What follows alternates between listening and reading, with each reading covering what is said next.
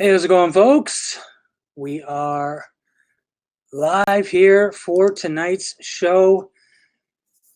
It is Saturday, the 8th of February. We're going to talk about today's biggest wrestling news for the day. I want to thank everybody who is on the stream tonight. I'll just wait a few minutes for few people to show up. We got TH Runner in the house. We also got Danny Jones, Glenn Hunt, and we will start shortly with today's wrestling news. We like to call this Wrestling Connect. Hopefully every night, 10 p.m. Eastern Time, here on YouTube, the day's wrestling news. What's up, Ben Michael? What's up, Eric Chamber? Everything is blessed over here at the heel lair. Roy Rodriguez, how's it going, buddy? We're going to talk about today's wrestling news. This will also be available on demand after it is done. I feel like we should go live every night instead of just making videos throughout the day. Run down the biggest wrestling news, and then anybody who wants to watch it afterwards certainly can. What's up, Jill Street? DJ the Blogosphere Dude Guy 2019. What is going down? Lucas, Noel. My day is going fantastic.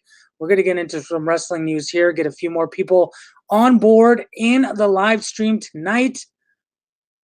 Ben Michael, can you answer just one thing for me? And I want your honesty. I can try my best here for you.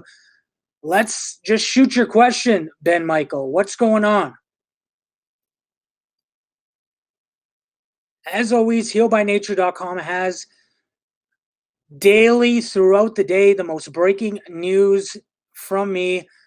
And if you always want to support the channel, healbynature.com certainly does support it, as well as subscribing to the channel, as well as liking all the videos, turning on those notifications. And as always, super chats are also very nice as well if you do want to throw in a super chat. Chris Gomez, what are your thoughts on if Amazon should buy the network, or do you think that they should search for other options like Hulu or Netflix? I don't think that Amazon is actually going to buy the network. I think, quite honestly, that WWE, their pay-per-views, if they do put them out there somewhere else, it will go to another player, ESPN or DAZN, or even Peacock, which is that NBC Universal, the new NBC Universal streaming service, which is launching on the 15th. That's how I feel it's going to go down. Ben Michael, are you sick of how WWE's been going? Poor stories, bearing talent, etc. Well, the way WWE works, it works in waves. So, there's certain years where things are good, certain years where things are bad. I feel that 2019 wasn't the greatest year, but 2020 so far, I haven't hated it at all. It's been relatively good. We got some fresh faces. We got other people now in the main event, guys like Drew McIntyre. NXT's starting to shine a lot more. I am enjoying the WWE product for 2020. But now that we have some people in the house tonight, let's go over some news. The big news of the day right now is the NXT raises. And when WWE launched NXT programming on the USA Network last September, the big question was whether or not talent would receive raises. Well, according to Fightful Select's Patreon, several NXT talent received significant raises in October 2019 following the new television deal between WWE and the USA Network. Details on which stars received raises and how much more they will be paid have yet to be revealed. However, the report does indicate that the raises are not in line with Raw and SmackDown talent, but are substantial in comparison to what they were making before. Most of the new deals did require talent to sign new 3-year contracts, and not everyone who was offered a new deal actually signed it. So some people, I guess, didn't take these new deals, these substantial amounts of money. They didn't want to be locked into a 3-year deal. Last year, the Sports Business Journal did reveal that WWE development talent were paid between $50,000 and $150,000 per year. The average NXT salary last year was $80,000 per year. In 2014, the average salary was only $25,000. So they have been going up. Whether or not any of the major names got a big bump. I guess we'll just have to wait and see as that does come out. But interestingly enough, NXT talent, some of them got some raises now that they're on USA Network. And some of them did sign new 3-year deals. Mike Gonzalez, hey, I so thank you for your no-nonsense reporting. Now, as a WWE stockholder, my check is low. What's going on with WWE? You know what? I got to say that I do feel some of your pain, but at the same time, it actually depends when you purchase the stock. So if you purchase the stock a long time ago when it was, say, under $20 a share or $30 a share, it might not be as bad. But if you did purchase it quite high, right now is not a great time for stockholders. Let me check exactly where it did end for WWE stock. $42 is where it's at right now. So it's not good. I guess we'll just have to wait and see once quarter one is finished. And there is a lawsuit. I'm going to talk about the lawsuit in a moment here, that a law firm in New York has actually got together an investigation due to poor returns. So if you do want to be a part of this lawsuit, healbynature.com does have the information on there of how you can join this lawsuit against the WWE. I will talk about that lawsuit, that investigation coming up shortly here. Let's answer another question here really quick. Can you tell us about your experience running an online and print newsletter in the 90s? Great question.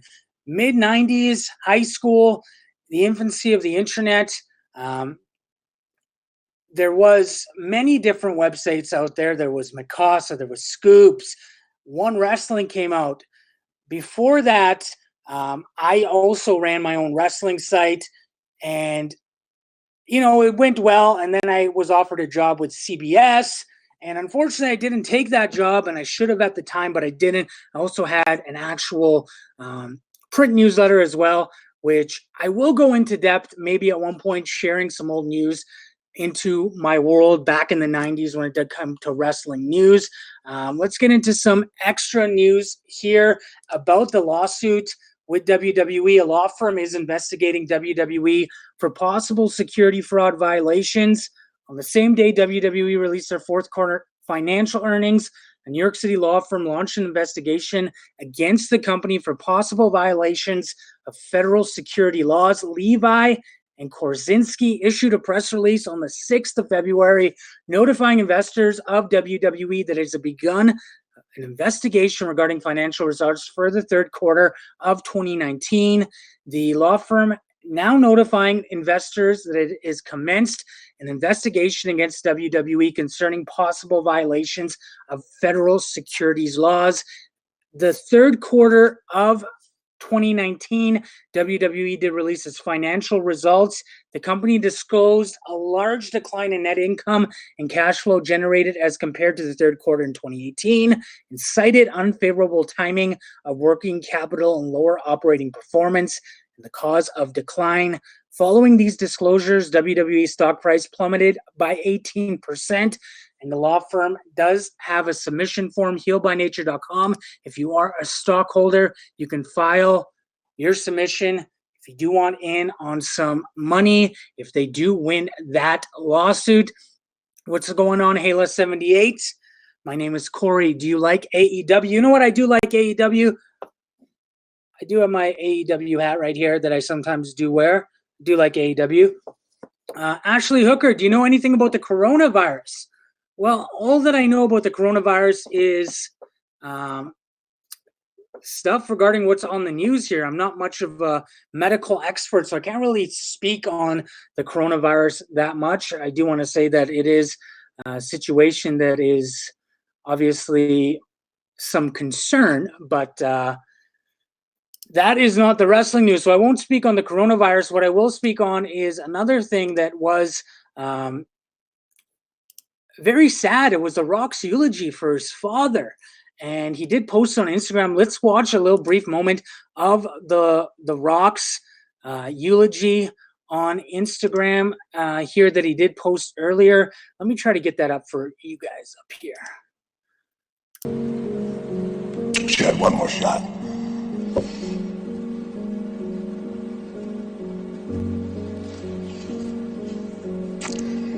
wish I had one more shot, just to say goodbye, say I love you, say thank you, respect you, but, I have a feeling he's watching, he's listening. I know my dad will be saying, kayfabe the tears.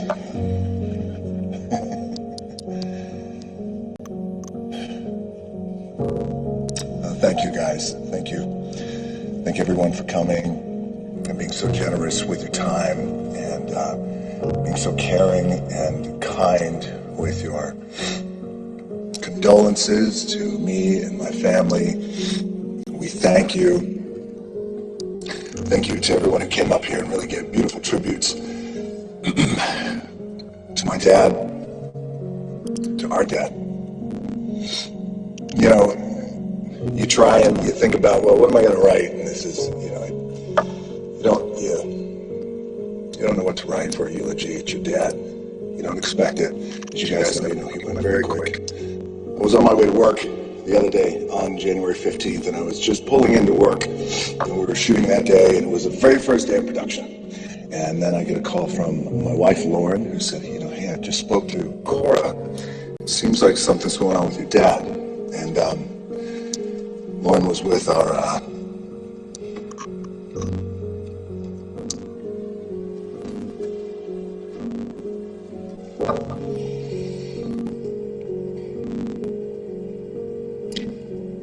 she was with our babies. She was with my mom, and she said, I really can't talk. She goes, I think you should call Cora, though. So of course I called Cora. Cora, she broke the news to me, and right when she broke the news, I was literally just pulling in. I'm looking at the whole crew, hundreds of guys and women milling around and carrying equipment and waving at me in the truck and waving back, and it all got really foggy, and it seemed like it was just a big dream. And you know how you have those moments and you try and shake yourself out of it, and you're like, no, it's not a dream. My dad's gone. And in that moment, I just thought, well, what do I need to do? What's the next thing that I need to do? And I heard a voice say, well, hey, the show must go on. And that was my dad. That was my old man who told me that. Rocky Johnson, the tremendous athlete. Man, just in fantastic condition. The wrestling community is a very tight community. It's a global business, but it's a very, very tight community. And they believe in the show must go on. This idea about the show must go on, it just reminded me of, what my dad was and what he represented to our business and to our wrestling business, and something that, we're all very proud of, because many of us are in this wrestling business, and it is in your blood, and once it's in your blood, it never goes away. The phrase of Trailblazer is connected to my dad's name. It means when you do things that have never been done. Our uncles who were so proud of Alpha and Sika, you guys are trailblazers, never been done. From the Isle of Samoa, the Wild Samoans! My grandfather, Peter, might be a trailblazer, never been done. Hulk Hogan, trailblazer, never been done. Go home! He is in order! I loved how they showed a lot of the old footage. Dad, Rocky Johnson, trailblazer, never been done. When you do things that have never been done, but impactful things, and things that actually move the needle in industry, and he did that. This man did that. The other side to it that I wanted to point out that I thought was important to say is that when somebody's a trailblazer, that means that they have the ability to change behavior and audiences' behavior, people's behavior. And for my dad, when he broke into the business in the mid-'60s and throughout the late 60s and into the 70s in the United States, where racial tension and divide was very strong, and in the 60s and the 70s, you have a black man coming in. It's an all-white audience. There he is. Good-looking dude, wouldn't you say? And all these small little towns that eventually I would go on to wrestle in. But at that time, changed the audience behavior and actually had them cheer for this black man. A man that has been a top star all over the United States for the past decade, introducing Rocky Johnson. Look at this Rocky Johnson. Oh, is he exciting or is he? And not when he was wrestling against other black men, because he was usually the only black guy in the territory. He was wrestling against other white wrestlers.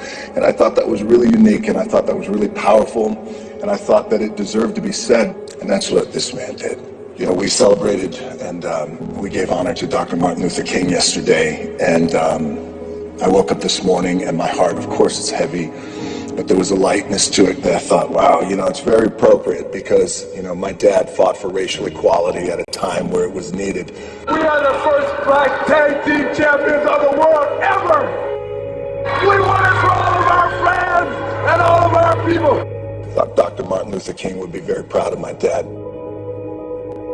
When you think of my dad's name, you think hard work, you think barrier breaking, you think, you know, that being the hardest worker in the room, always working out. Taught me how to work out when I was at a very young age. Hard work, discipline, those are things and tenets that are synonymous with my dad's name. What's amazing to me now, after a day like today, after we come here and we give our respects and our love, he's galvanized. He's responsible for galvanizing families now, and families coming together just a bit closer because, you know, through processes like this, and we all go through this. We've all lost loved ones, but guarantee when we walk out of these doors, we're going to hold each other a bit tighter. We're going to hug each other a bit harder. We're going to kiss each other. We're going to say, I love you. And we're going to be a little bit more present. And I think that's the beautiful irony about my dad and all the things that his name is synonymous with all over the years. Now his name is synonymous with power, love, and bringing people together. It's very appropriate for Soul Man. I wish your soul at rest and at ease. There's no more pain, no more regret.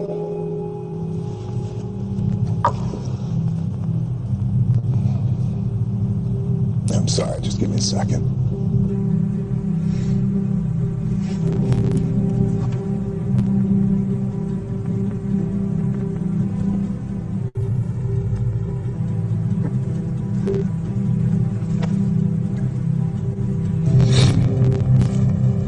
Thank you for bearing with me. Just give me a second.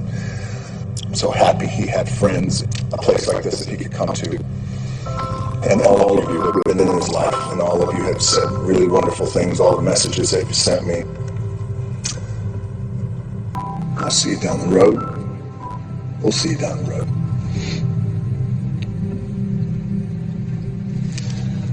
I thank you guys so much for your time and your love. I love you all. I thank you. We love you all. My family. Thank you guys very much. And I'll see you down the road, Soul Man. What a wonderful video. Yeah. What can you say after that? That was a wonderful video. Great eulogy, great production as well from the Rock's crew there. Whoa, that was kind of deep. Let's take a moment here, then get back into some of the news.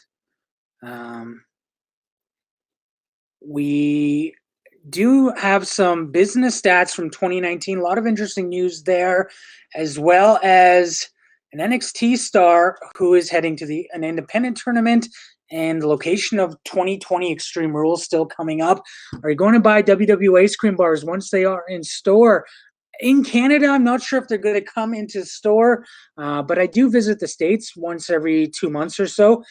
So I might actually pick up a box to see. Moving on with the news here.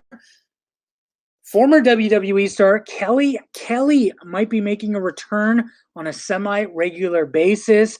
Jerry the King Lawler did state on this week's Jerry the King Lawler podcast that he was chatting with her at the Royal Rumble. As you do know, she did enter the Women's Royal Rumble at number 21, and that from what he understands, we may be seeing more of her. She may be returning on a semi-regular basis. That is Kelly Also, Leo Rush is heading to WXW, the 16 Carat Tournament 2020, March 6th to the 8th. Europe's biggest wrestling festival. WXW does have like a bit of a relationship with WWE. So obviously WWE is loaning out Leo Rush for that tournament. Going to be pretty good to see him there. WWE Extreme Rules 2020 will be held July 19th from the SAP Center in San Jose, California. They did announce that date and location during Friday Night SmackDown in San Jose. And if you do want all the upcoming wrestling pay-per-view dates, HealByNature.com does have the dates for all the upcoming wrestling pay-per-views for the year. Let's get into some WWE business here. Some interesting stats from the recent 10K filing. So this is separate from the actual quarterly report that did come out.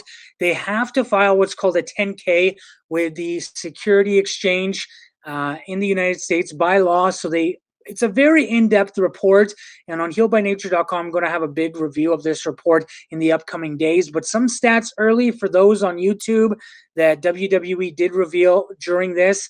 As of February 2020, WWE did have 960 employees. That headcount excludes superstars and NXT talent who are independent contractors. WWE has 300 superstars currently under exclusive contracts with the company. So that's Raw, SmackDown, as well as NXT, Performance Center, things like that. So they have the multi-year guarantee contracts for the established superstars and developmental contracts for the superstars in training at the Performance Center. And as far as other stats, WWE.com averaged 8 million unique visitors worldwide during 2019. So that's an average, I would say a monthly average. And then as far as ticket sales do go in 2019, WWE did have 260 live events. And this excludes NXT in North America, entertaining 1.3 million fans at an average ticket price of $64.21. And as far as international ticket sales in 2019, they had 50 live events, excluding NXT, reaching 226,000 fans with an average ticket price of $81.18.